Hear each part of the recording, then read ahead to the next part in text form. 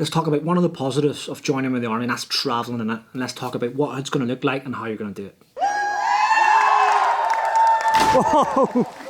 Oh! How's it going, everyone? Welcome back again. It has been such a long time. Apologise if you're just new to the channel and you haven't you don't know what I'm going on about, but to all the current subscribers, it's probably been about a year since I posted another video, and it's just something I really wanted to get out very quickly. Beard, long hair, I'm still in the army. I'm just on lots of leave because I'm pretty much away all of last year. About 9 weeks of leave and I've got about 2 or 3 weeks left. But let's get into this sort of travel stuff. I'm not going to be talking about operations in this video, it'll be a totally different one. I'm going to be talking about overseas training exercises because that's something that everyone will get involved in a lot more frequently. I'm going to be talking specifically about the infantry branch because that's the branch I'm in, and this is not just my unit, the Royal Irish. The whole infantry is flat to the max, it's busy. So wherever you may looking to go on or wherever you may in or in training for, you're definitely going to get amongst this. So the overseas training exercise is over in a different climate. And 9 times out of 10, in fact, every time, it's going to be in a more sort of hostile environment. Not with gunfighting, but I mean with the weather. So it's either going to be extremely hot or extremely cold. You're going to be looking at places like Brunei in the jungle, Kenya, which is also warm, Oman, sort of desert environment.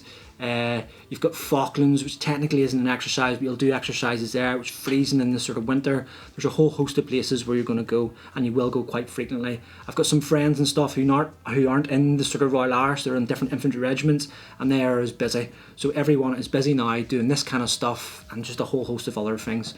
So what you're going to be doing then when you go to these places, primarily then you're either going to be going to these places in sort of 2 different roles. You've got your one, which is your exercising troop. That's you're going in your normal gear, everything to do it, and you're going to be doing the job, and you're going to be getting your skills and drills and how you train validated by higher ups, your exercising troop. The other one then is Op 4, so you look at that as like your enemy. So you're still going out there as, and now it's slightly changed. It used to be you would just sit in the flipping bun line, smoke a bine and fire a couple of pot shots and just let them come at you as in the exercise troops come at you. We've now sort of flicked that now, and the enemy now is allowed to be a little bit more free thinking and free roaming, so the exercising troops can be challenged more. So what that allows you to do then if you're up for is, try new tactics, put things to the test that maybe it's not in our sort of method of training, because if you get it wrong, who cares, because you're not being validated. And if something works, you're like, flip me, and then you could pass that on, and maybe you could change something, I don't know. But there are 2 sort of different ways that you can go and do these sort of overseas training exercises. I've already spoke about the reasons, or the sort of places you go, the reasons you're going to go to them sort of, well, I think anyway, they've been placed in these sort of different countries. Is one, there will be a strategic effect anywhere, but that's not what we're talking about in this channel. We're staying in the lower level. But the hostile environments is in the environment. It's the easiest way sort of bring on stress onto us, along with sleep debt, to try and replicate what you'd be experiencing on real operations. So that's the sort of, your sort of way of thinking of going there. And another thing as well, there's just something different about being on exercise in the middle of Kenya, and there's sort of, lions going past you, giraffes, then walking through flipping Brecon past one of the farms and just sideways rain, and you're getting on a bus on the Friday to go back to the sort of camp. Whereas that Kenya, Brunei, wherever you may be, you haven't got your phone on you when you're out in these training areas, so you've got no phone signal. It's a little bit more closer to what operations is going to be like. So that's why it's good, and that's why it's a good thing to get amongst these. Going to flick a little bit more on Kenya itself then, because that's where I have experiences in. Well, I say I've experience because I've been before, but that was way back in 2007, and my company is getting ready to go again this summer. But we're going out to do the enemy piece, and we'll do more videos on that whenever we go out there to show you exactly what it's all about. But like Kenya, when I remember I was there in 2007, flipping mental. It's like you're just living out in the sticks. Just the wildlife at night time is just flipping unreal. And I was only a young ranger. It was my first exercise, so I passed out of training around the start of the summer 2007. I went on a little bit of leave. I arrived in the Royal Irish August 2007, and I think then we went to Kenya. It was around September time, October time maybe, on, what was it called then, Exercise Grand Prix or something like that there.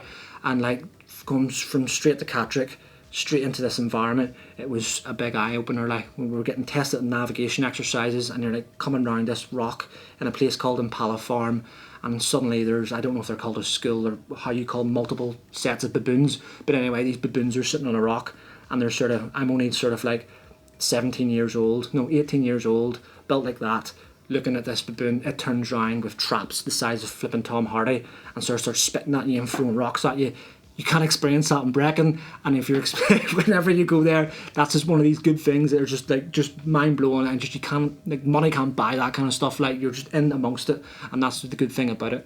And that's where we're going to be going this year. So I will be doing more whenever we get closer to that year. When we get closer to that, and some more videos like I did on Oman, which is what I'll talk about now. So we went there last year, no, 2 years ago, and the guys were exercising there. I think potentially it was sort of one of the earlier overseas training exercises too there. It's a lot more established. But then that was a lot more of a desert environment, not as much wildlife, bar a few snakes and a few scorpions and all that kind of stuff, and camel spiders, but not much more of the bigger stuff.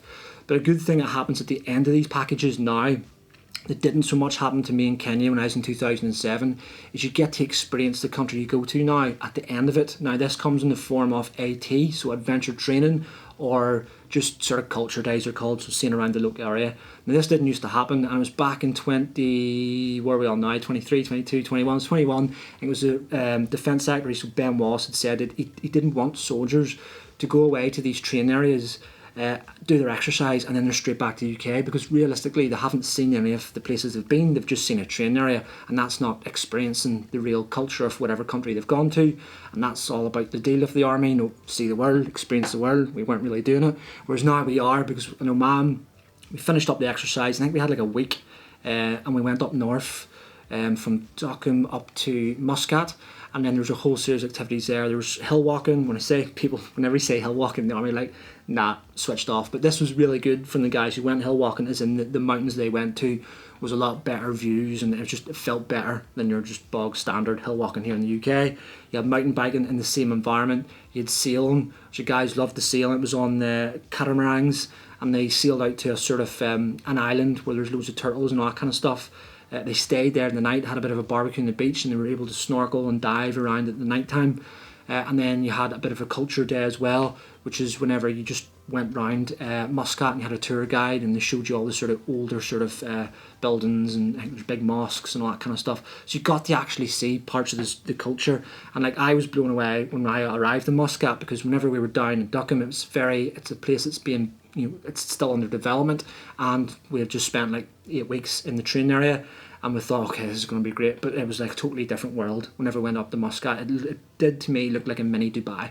So they're the kind of stuff there that you're going to experience. Brunei, all these other places, they will all have similar packages whenever you finish them. So it's really, really good for that. And if you're interested to find out what exactly it is, I'll list it here. There's a playlist here of a daily vlog I've done in Oman, and that'll give you a really good appetite of what it looks to be on exercise in a foreign country. Until then, I'll see you again.